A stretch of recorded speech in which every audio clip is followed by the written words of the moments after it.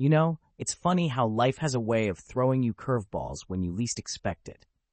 Just last week, I found myself standing at the crossroads of grief, love, and the ghosts of the past. My wife, Sarah, turned to me with shining eyes wet with unshed tears and asked me to go to the funeral of her former coworker and friend, Jameson. The truth is, I just couldn't bring myself to attend his funeral. I know it sounds cold, but my refusal wasn't because I held a grudge or because I was heartless. It was simply because I was afraid. Jameson had been a fixture in Sarah's life long before I had shown up as her boyfriend back in 2011.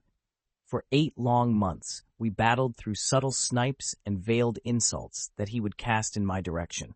Comments like, "When she's done with you, I promise I'll be there to make her happy, and she doesn't seem as happy when I see y'all out," rang through my mind like an old broken record. I would smile politely, knowing that my relationship with Sarah was about bliss and a future together, while he stood there as a shadow, longing for what wasn't his. By 2016, Sarah and I had embraced the joy of marriage, and I thought I was finally free of Jameson's specter. Ironically, when he learned about our wedding, rather than showing happiness, he seemed almost resentful, which added another layer of bitterness to my memory of him. But still, life had its way. Jameson moved on to a new job, and we didn't hear from him again for years. Then, last week, everything changed. Sarah received a heartbreaking call about Jameson's deteriorating health. Testicular cancer had stolen his vitality, leaving him in hospice, a reality that brought a rush of emotions back into our lives, emotions I thought I had tucked away. It was a painful reminder of loss, stirring something deep within me that I had been trying to suppress since the sudden death of my mother just months prior. My mother had been my anchor, the only one who truly understood me, and her passing had left a hole in my heart that no one else could fill. When Sarah came home with the news that Jameson had passed away in his sleep, a tight knot formed in my stomach. I was relieved to hear he hadn't suffered, yet that relief was shadowed by memories of my mother's funeral, which had taken place in the very same chapel where Jameson's farewell would be held. It was a place filled with too many bittersweet memories. I imagined walking through those doors and feeling the air weigh down on me again, the grief of my mother surfacing, threatening to engulf me completely. So when Sarah asked me to accompany her to the funeral, the words fell from my lips before I could fully process them. I can't go. I just can't.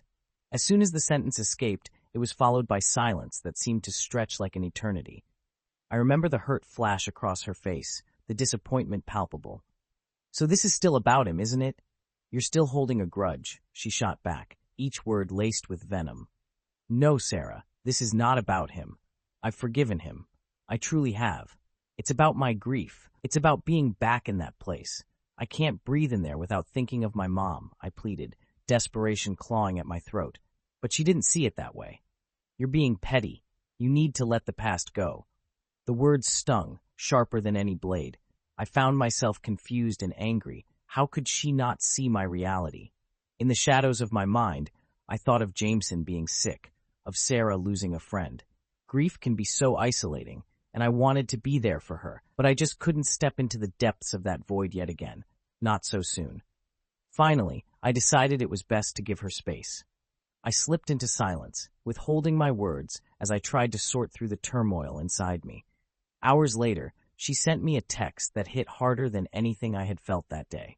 "If you decide not to go, I will just see you in a few days so I can think on things." My heart sank.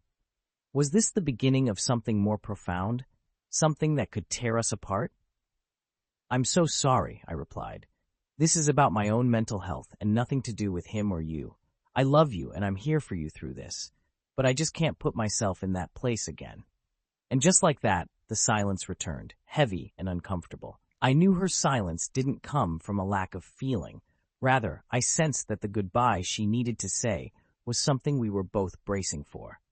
Now, I find myself asking, was I wrong? Am I the asshole for refusing to go to Jameson's funeral? I want to hear your thoughts. If you found yourself in my position, what would you have done? Would you have faced your fears for the sake of your loved one, or would you have protected your heart and your peace? Please share your opinion with me. I truly need to know.